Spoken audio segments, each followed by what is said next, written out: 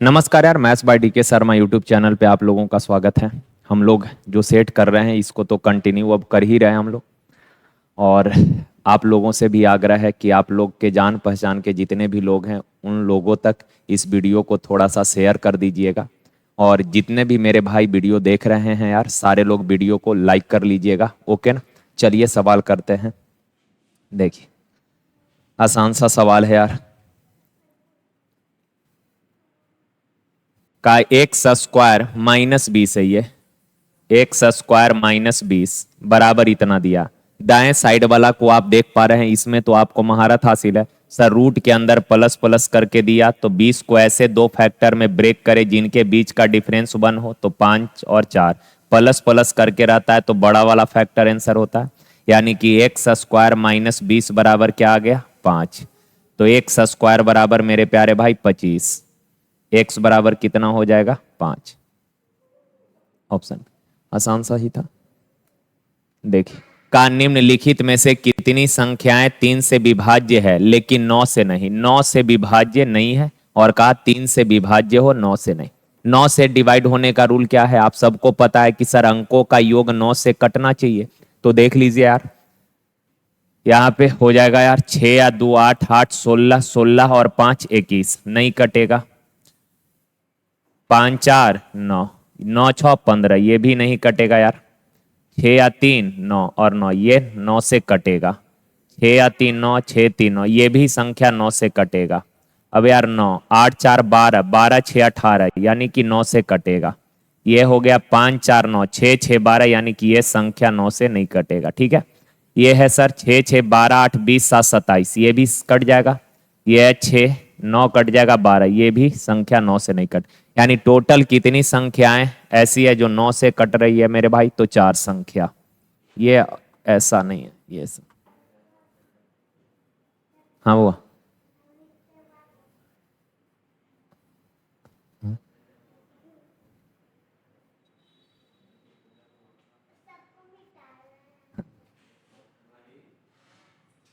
तो ये है 4 संख्या है जो 9 से नहीं कट रही है। ठीक है, 9 से ना कटे ना हो, 9 से ना कटे, हम लोग कटने वाला ना फाइंड किए हैं। 9 से नहीं कट रही है तो 1 2 3 और 4, चारे संख्या है जो 9 से नहीं कट रहा। ठीक है, चलिए आगे कहा यार कि कौन सी संख्या 11 से विभाज्य है। 11 का डिविजिबिलिटी रूल तो पता ही है, पर छोटा नंबर है, डायरेक्ट ही चेक कर लेते हैं यार कौन 11 से नहीं कट रहा। देख लें, 11 एकम 11, 11 सते 77, 93 नहीं कटेगा।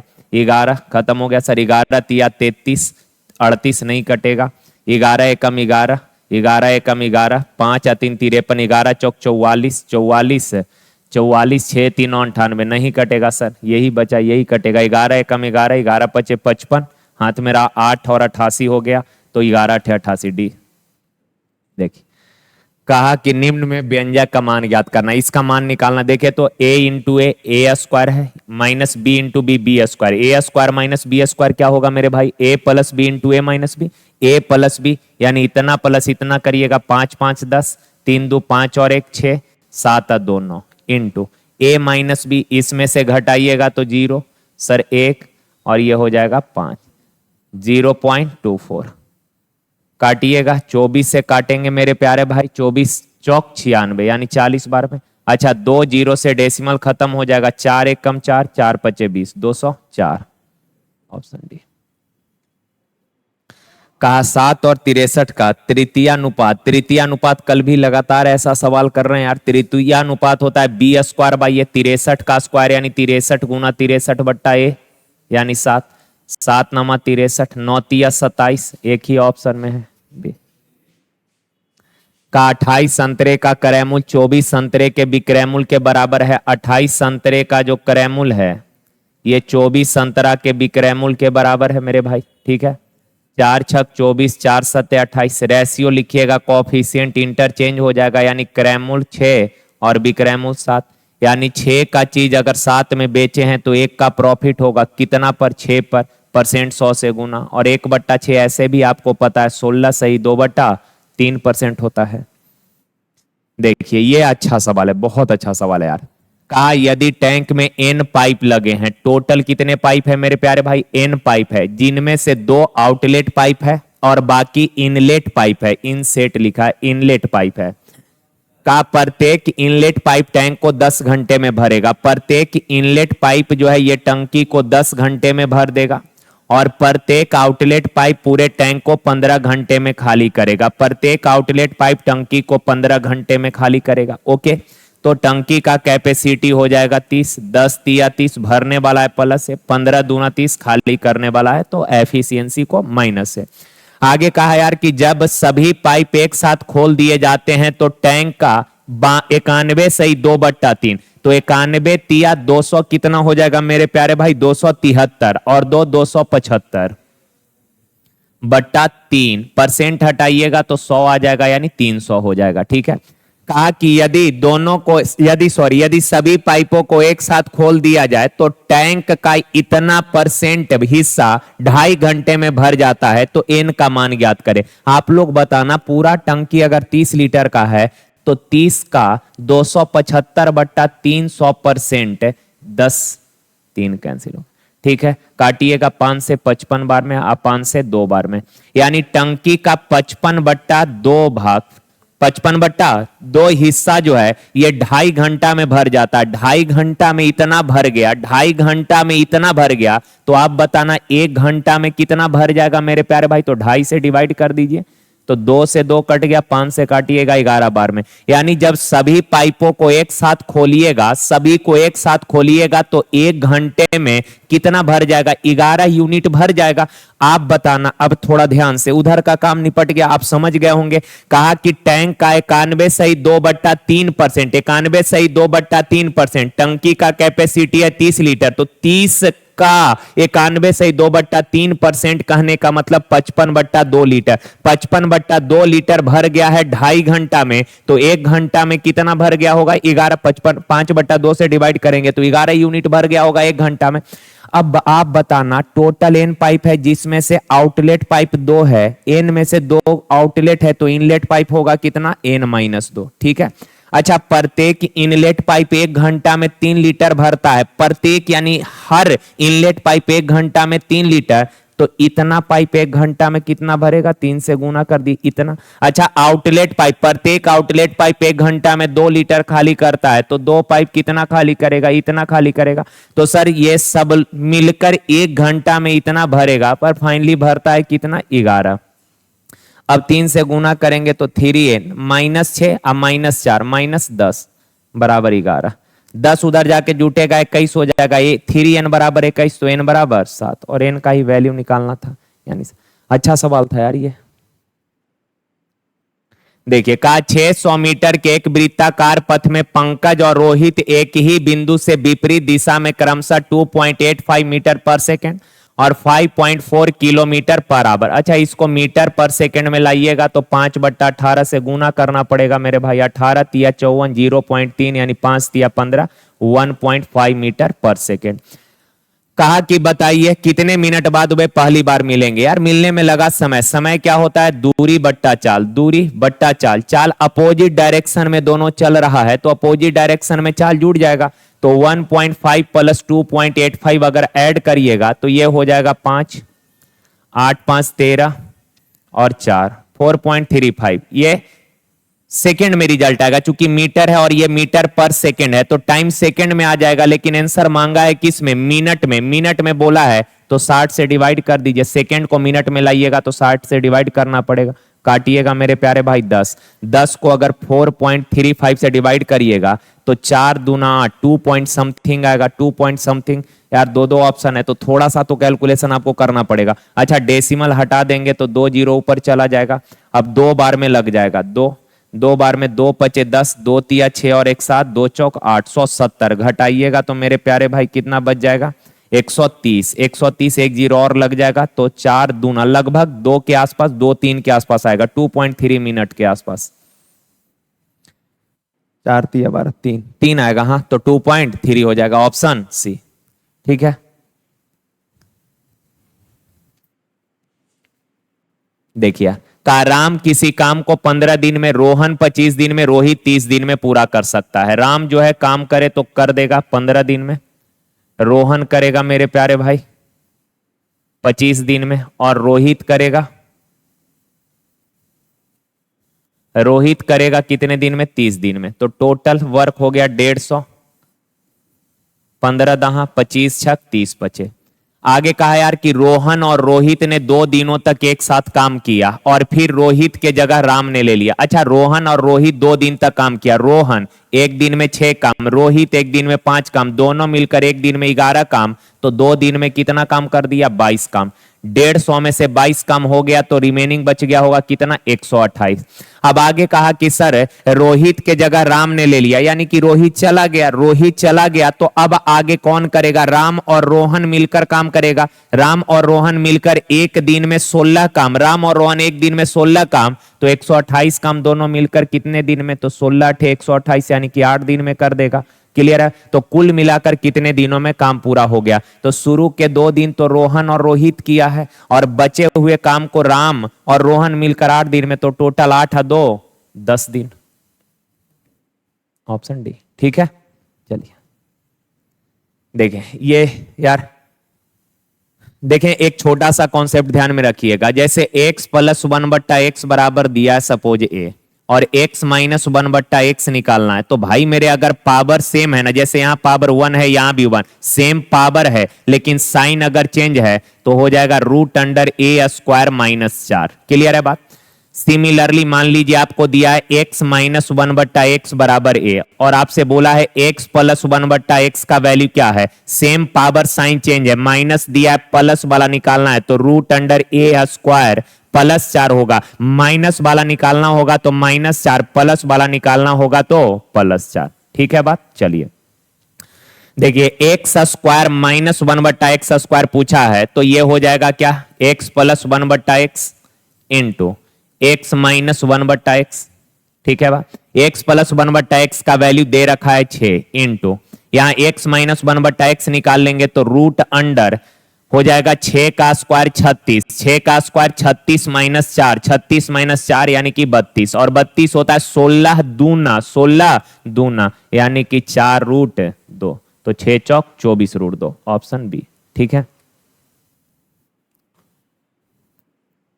देखिए का ए और बी एक साथ, ये भी अच्छा सवाल है यार, बहुत अच्छा सवाल है। का ए और बी एक साथ काम करते हुए एक निश्चित काम को 45 दिन में पूरा कर सकते हैं। ठीक बात है।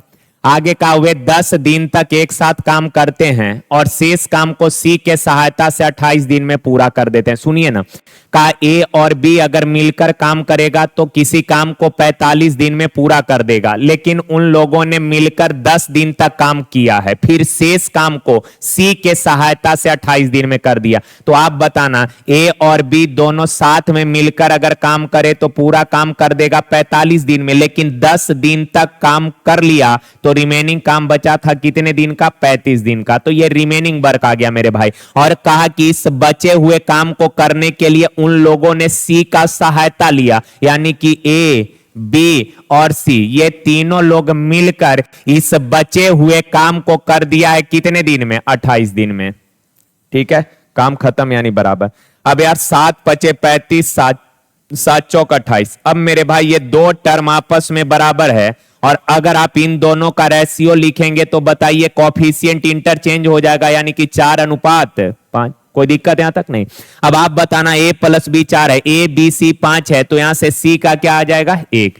आगे कहा यार, देखिए यहां तक किसी को कोई दिक्कत नहीं होगा, ठीक है ना बात? अब आगे समझिए, का सी द्वारा 3 दिन में किया गया कार्य बी द्वारा 2 दिन में किए गए कार्य के बराबर है। सी 3 दिन में जो काम करता है ना, वो बी द्वारा 2 दिन में किए गए काम के बराबर है। तो मेरे भाई सी का एफिशिएंसी मान लेते हैं, ऐसे पता है पर मान लेते हैं सी है और बी का एफिशिएंसी बी है। तो सी द्वारा 3 दिन में किया गया काम इतना और बी द्वारा 2 दिन में किया गया काम इतना, और ये आपस में बराबर है। तो सी और बी का रेशियो लिखेंगे तो 2:3 हो जाएगा। तो यहां से सी और बी के एफिशिएंसी का रेशियो क्या आ गया? 2:3।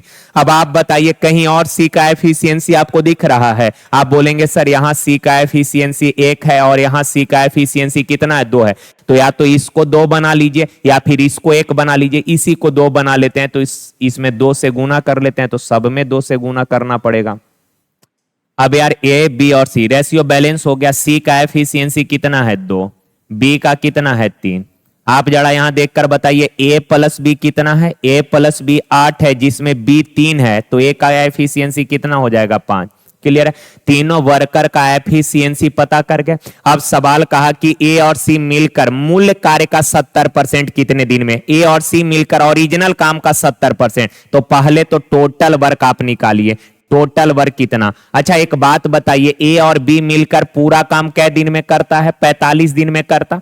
ये 35 दिन लब से मत ले लीजिएगा, पूरा काम नहीं लग करने में लगता है 35 दिन, ये रिमेनिंग काम है, रिमेनिंग काम 35 दिन का है। ए और बी मिलकर पूरा काम कितने दिन में कर सकता है, 45 दिन में। तो ए और बी मिलकर एक दिन में 8 काम, एक दिन में 8 काम, तो 45 दिन में टोटल इतना काम कर देगा, और ये टोटल वर्क है भाई। कहा कि इस काम का 70%, इस टोटल काम का 70% ए और सी मिलकर कितने दिन में, ए और सी मिलकर इस काम के 70% को ए और सी मिलकर कितने दिन में, तो ए और सी मिलकर एक दिन में कितना काम, 7 काम। तो ए और सी के एफिशिएंसी से डिवाइड कर दीजिए 0, 7 से 7 कैंसिल, 5 नमा 5 दूना 10, 2 चौक 8, 9 चौक 36। ऑप्शन है। अच्छा सवाल था यार ये, एक बार फिर से पीछे करके इसको देखिएगा। देखिए, कहा सरसों के तेल का अंकित मूल्य उसके क्रय मूल्य से 25% अधिक है।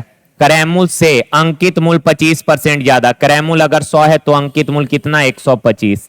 आगे का यदि इसे बिना किसी लाभ या हानि के बेचा जाए। अच्छा, बिना नो प्रॉफिट नो लॉस पर बेचा जाए, कहने का मतलब क्या हुआ कि जितना में खरीदे हैं ना उतना ही में बेच दीजिए, जितना में खरीदे उतना में बेच रहे हैं, यानी नो प्रॉफिट नो लॉस होगा। तो कहा कि ना लाभ ना हानि के बेचा जाता है, इसका मतलब 100 में खरीदा है तो बेच दिया होगा कितना में, 100 में ही बेचा भी होगा। ठीक है ना। अब आगे का, इसे अंकित मूल्य से कितना प्रतिशत कम में बेचना चाहिए। आप बताना, अंकित मूल्य 125 बेचा है 100 में, यानी कितना कम में बेचा, 25 कम में बेचा, और 25 रुपए कम में बेचा है, 25 का डिस्काउंट दिया कितना पर, 125 पर, परसेंट 100 से गुना, 25 पचे 125, 20 पचे 100, यानी कि 20%। Option C. ठीक है, ये सब तो आसान सा सवाल है।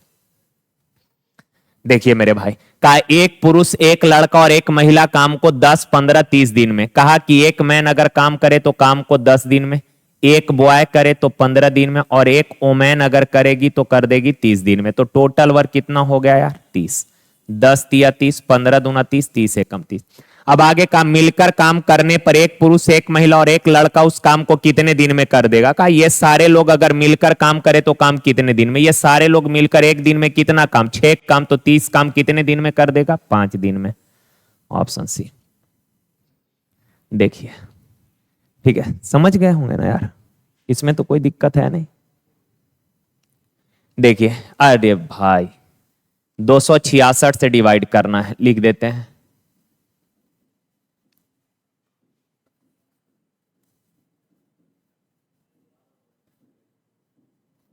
(266) से इसको डिवाइड करेंगे, रिमाइंडर बचेगा -1। 266 से इसको डिवाइड करेंगे, छोटा नंबर है, भाग नहीं लगेगा तो रिमाइंडर एज इट इज बचेगा ना। छोटा नंबर जैसे 4 को हम बोले कि 7 से भाग देकर रिमाइंडर बताइए क्या होगा, तो भाई 4 7 से छोटा नंबर है, भाग नहीं लगेगा, यानी रिमाइंडर एज इट इज बचेगा कितना, 4। तो 9 को अगर 266 से भाग करेंगे, छोटा नंबर भाग नहीं लगेगा, रिमाइंडर एज इट इज 9 बचेगा। अब यहां बताइए, माइनस के पावर ऑड नंबर है तो साइन रहेगा माइनस का, और 1 के पावर कुछ भी 1 है, अब प्लस का 9, -1 + 9 कितना, 8। Option D. ठीक है, देखिए जरा इसको, car a + b + c 16, a² b² c² 90, तो ab + bc + ca का वैल्यू निकालना है। तो यहाँ a + b + c का होल स्क्वायर वाला फॉर्मूला लग जाएगा, लेकिन उससे भी आप सवाल कर सकते हैं। लेकिन एक बात बताइए मेरे भाई, वैल्यू पुटिंग से भी कर सकते हैं। यहाँ पे क्या कि 2 इक्वेशन है सर, 2 इक्वेशन है, 3 वेरिएबल है, यानी कि सर 2 इक्वेशन से 2 ही वेरिएबल का वैल्यू एग्जैक्ट मान आप निकाल सकते हैं। ठीक है बात, यानी जितना इक्वेशन होता है अगर उतना ही वेरिएबल है तभी उसका एग्जैक्ट मान निकाल पाइएगा। यहां 2 इक्वेशन 3 वेरिएबल, यानी एक वेरिएबल एक्स्ट्रा, तो एक्स्ट्रा वाला को खत्म कर दीजिए। सी को, किसी को एबीसी में से किसी को, सी को मान लेते हैं 0।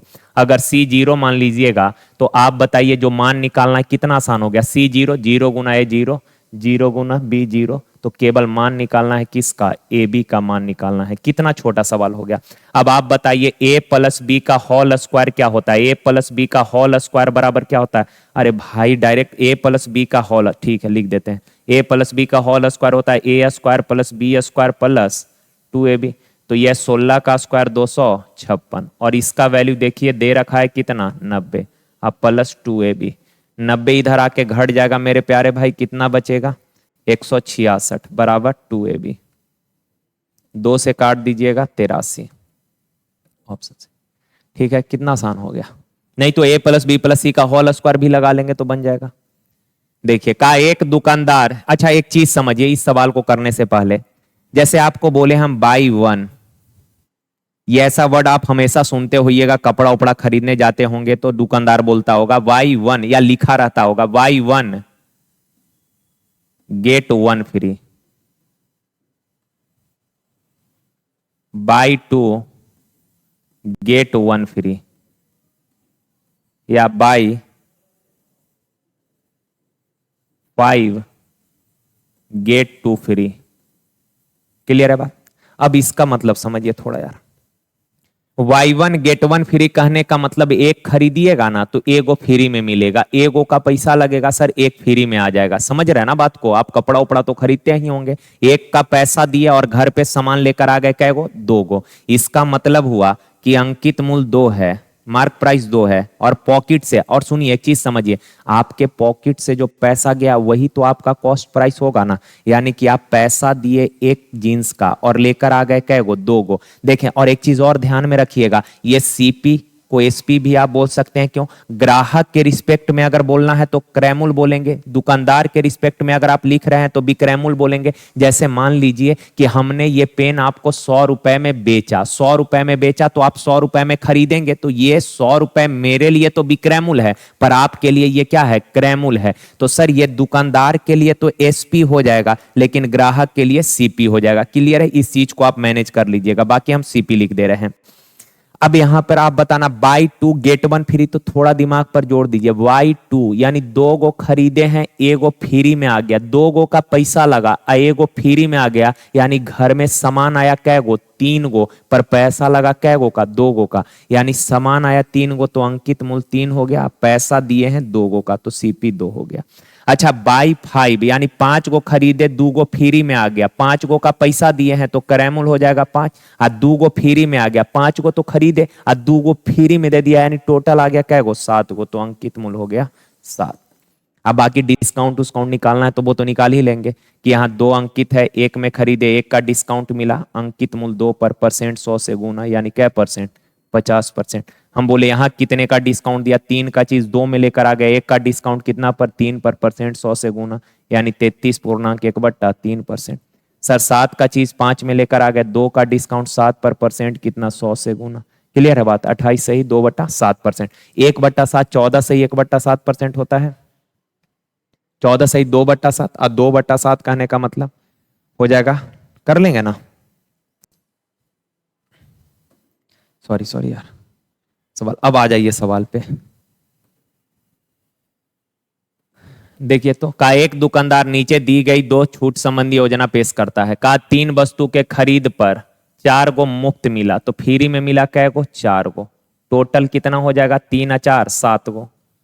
लिखे, अब लिखना क्या है, आप तो समझ गया तो डायरेक्ट कर लेते हैं, परसेंट में तो 100 से गुना, 400/7 आ गया, यानी कि 400/7, तो 7 पचे 35, ठीक है 7 पचे 35, 50, 7 पचे 50, 7 सत्ते 49, यानी 57 पॉइंट समथिंग आएगा। ठीक है, सेकंड पे आ जाइए, 5 वस्तु के खरीद पर 6 गो मुफ्त मिला, फ्री में मिला 6 गो, 6 गो फ्री में मिल गया, टोटल 6 या 5 11 मार्क प्राइस हो जाएगा, परसेंट 100 से गुना, 600/11 कहने का मतलब 11 पचे 55, 50 11 चौक 44, यानी कि 54 पॉइंट समथिंग परसेंट आ जाएगा।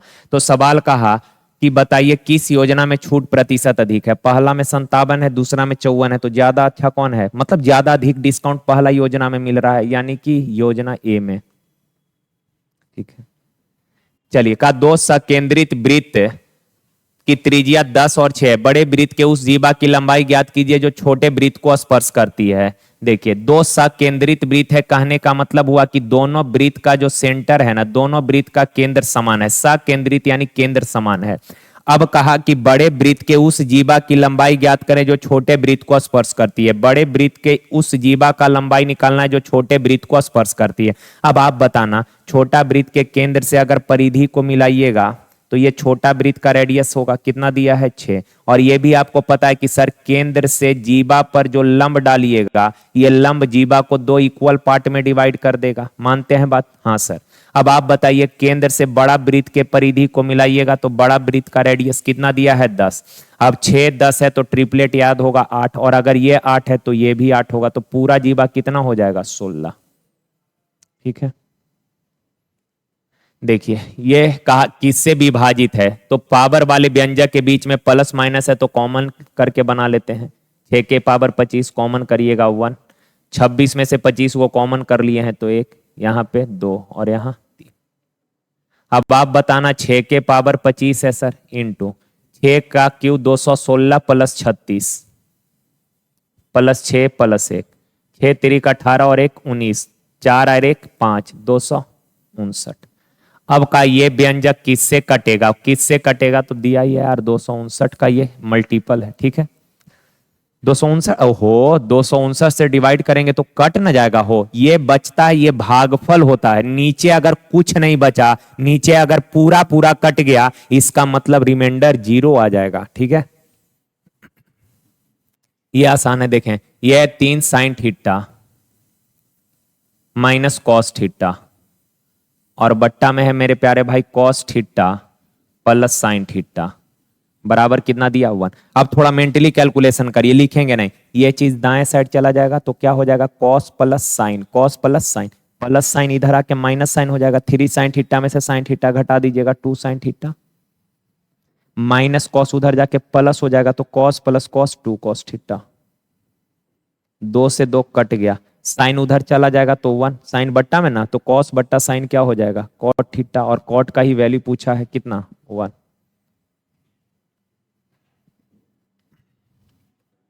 ठीक है, चलिए का एक चोर 3 बजे एक बैंक चुराता है और उसे 57 के चाल से चलाता है। 4 बजे चोरी का पता चलता है और मालिक 76 के चाल से एक अन्य बैंक से उसका पीछा करना शुरू करता है, तो चोर कितने बजे पकड़ा जाएगा?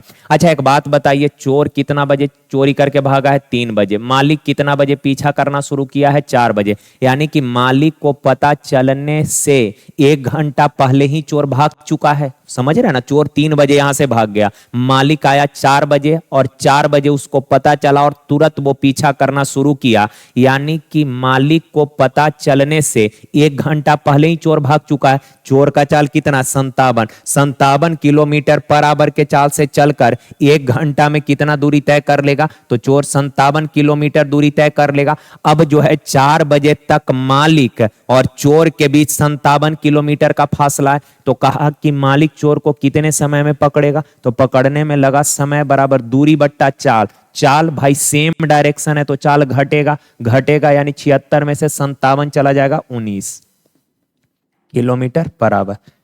19 तिया 57 यानी कि 3 घंटा। ठीक है, 3 घंटा में पकड़ लेगा। कहा कै बजे पकड़ेगा? तो मालिक 4 बजे पीछा करना शुरू किया, 3 बजे पकड़ लिया, यानी कै बजे? 7 बजे। देखें, कहा 3 प्रत्याशियों के बीच हुए एक चुनाव में अर्जुन, भास्कर और सरल ने एक पद के लिए चुनाव लड़ा है। अर्जुन जी हैं, भास्कर जी हैं और सरल जी हैं। आगे कहा यार अर्जुन को सरल से 50% अधिक वोट मिला है, अर्जुन को सरल से 50% ज्यादा वोट मिला। ठीक है बात। आगे कहा है कि सरल को भास्कर से 2% कम, सरल को भास्कर से 2% कम, भास्कर से 2% कम, यानी भास्कर को अगर 100 तो सरल को 2% कम, यानी कितना? 98। आगे कहा यार कि भास्कर को सरल के मत, सॉरी अच्छा एक चीज पहले ए का वैल्यू निकाल लेते हैं। आप बताना, का ए को एस से 50% ज्यादा, 50% ज्यादा, 50 कहने का मतलब 50% यानी आधा, तो 98 का आधा 49, 98 का आधा 49 ज्यादा मिला, इससे 49 ज्यादा मिला, तो 9 और 8 17। ठीक है, 9 4 13 और 1 14, यानी ए को वोट मिला है 147। आगे सवाल में कहा कि यार भास्कर और सरल के मतों के बीच का अंतर 1296 है। भास्कर और सरल के मतों के बीच का अंतर 96 है। अनुपात में कितना है? 2। ठीक है, तो कहा कि अर्जुन और भास्कर के मतों के बीच के अंतर का आधा, अर्जुन और भास्कर के मतों के बीच के अंतर का आधा। तो अर्जुन और भास्कर के मत का अंतर कितने का है मेरे प्यारे भाई? मतों का अंतर कितने का है अर्जुन और भास्कर का? 47 का। और कहा अंतर का आधा, आधा पूछा है। तो 4 से काटिएगा, 4 तिया 12, 4 दूना 8, 4 चौक 16। ठीक है ना?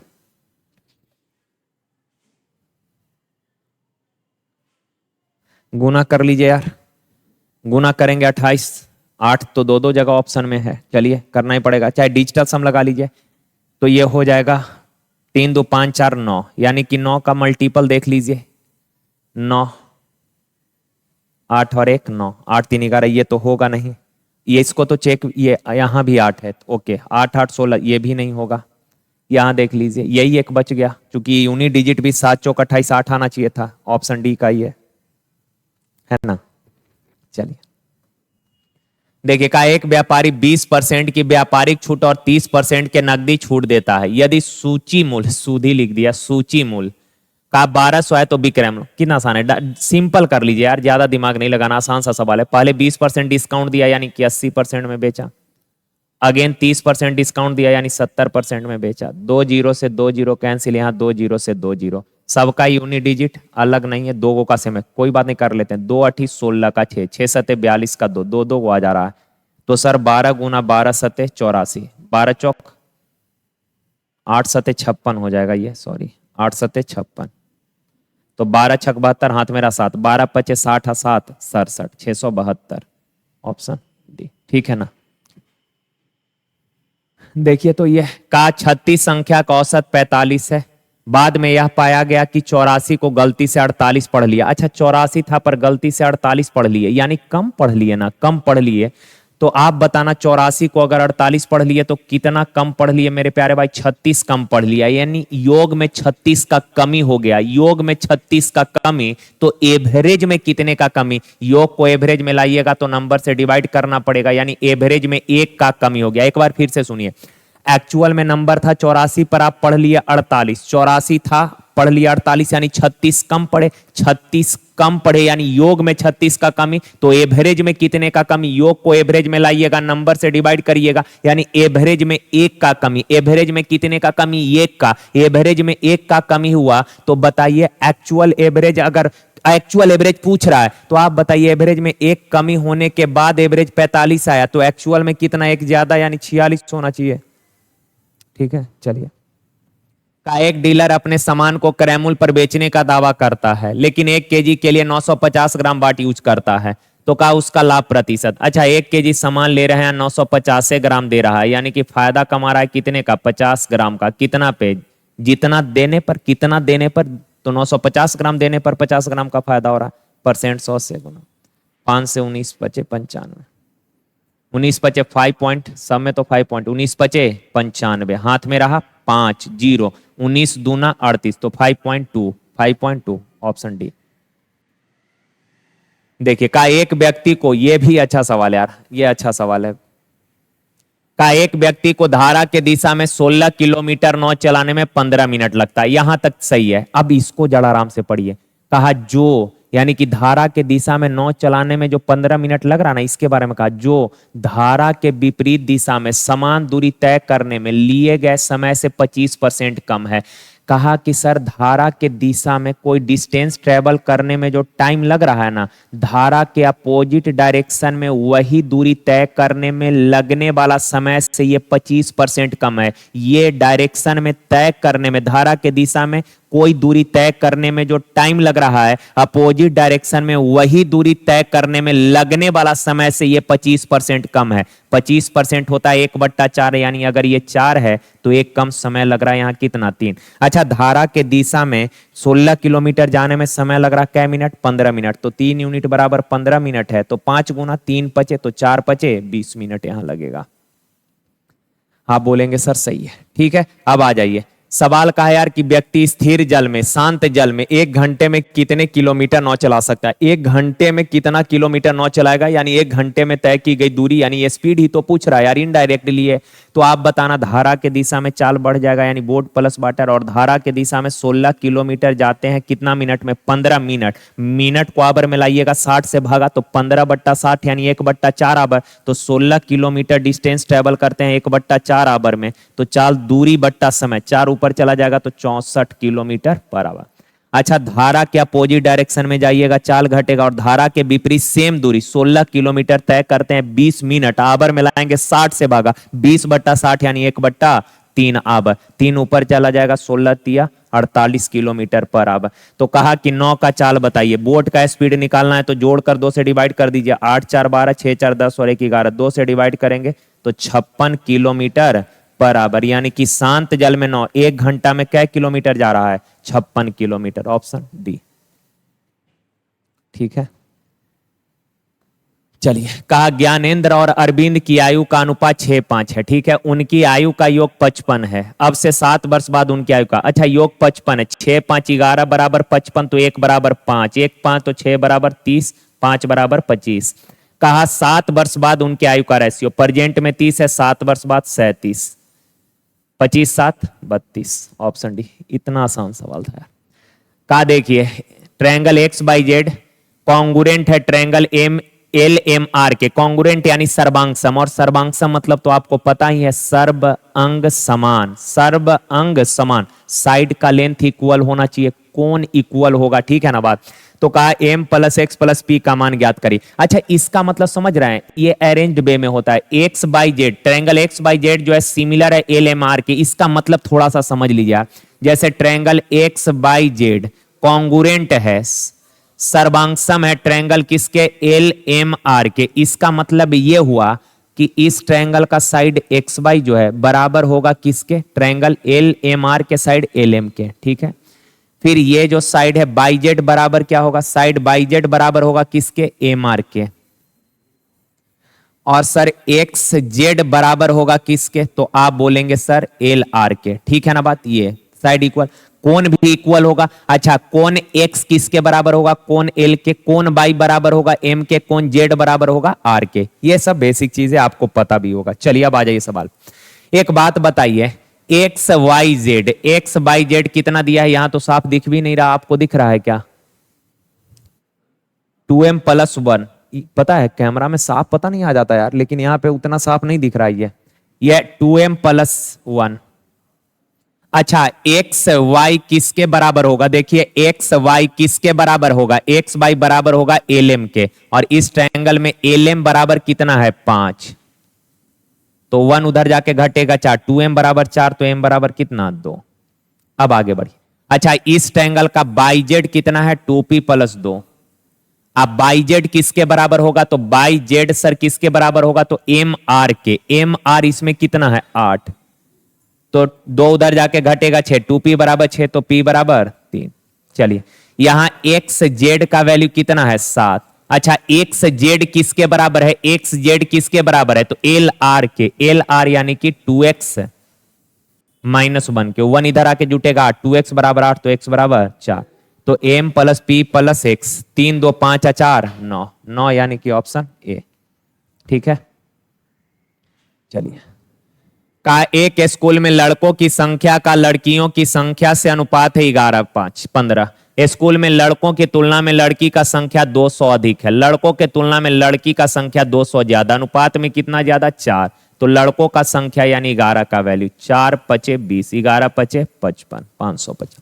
ठीक, देखिए का एक डीलर, ये तो अभी रिपीटेड ही सवाल है यार, 5.26 आया था आंसर। देखिए का यदि सामान 600 में खरीदा जाता है और उसका 5वां हिस्सा 20% हानि पर बेचा जाता है, तो शेष को कितने प्रतिशत लाभ पर बेचा जाना चाहिए ताकि पूरे लेन देन पर 30% का लाभ हो। देखिए यार, परसेंट में कई बार बताए हैं कि सर परसेंट में अगर रिजल्ट पूछा हो तो रियल वैल्यू का कोई यूज नहीं है, इस 600 का कोई यूज नहीं है मेरे भाई। अब आप करिए, 5वां हिस्सा 20% हानि पर, 5वां हिस्सा यानी 1/5 भाग 20% हानि पर बेचा, तो ओनली हानि कितना, तो 1/5 का 20%, हानि है तो माइनस है। आगे का शेष 1/5 बेच दिए तो शेष बचा 4/5 भाग, और यही कह रहा है कि शेष भाग को कितना परसेंट लाभ पर बेचा जाए। मान लेते हैं X% लाभ पर बेचा जाता है, लाभ है तो प्लस है, ताकि इन सबको मिलाकर ओवरऑल प्रॉफिट, पूरे लेन देन में प्रॉफिट कितने का हो रहा है, 30% का। सरसरी निगाहों से देखें तो परसेंट सब जगह है, कॉमन हो जाएगा क्या, यस। तो परसेंट से परसेंट कैंसिल, 5 से काटिए 4 बार तो -4 अब +4x/5 अब बराबर 30। तो 4 जाके जुड़ जाएगा तो मेरे प्यारे भाई 4x/5 बराबर 34। 2 से 17 बार, 2 दूना 4, तो x बराबर 85/2। 85/2 कहने का मतलब 47.5%। 47, 2 चौकाट 2 दूना 4 ना हो, 42.5%। तो चले यार, ये खत्म हो गया मेरे प्यारे भाई, आज के लिए यहीं तक यार। थैंक यू, धन्यवाद।